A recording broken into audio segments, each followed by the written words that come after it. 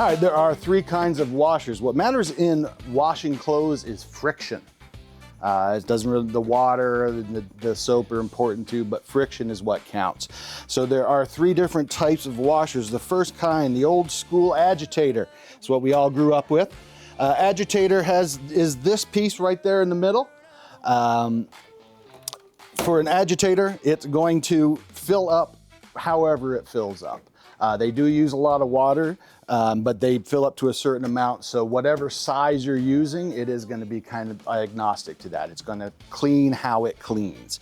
The way the agitator works is it grabs the clothes, pulls them down, and then when they're released, they go back up, float back up. When the clothes going up and down creates friction, that friction creates the cleanliness.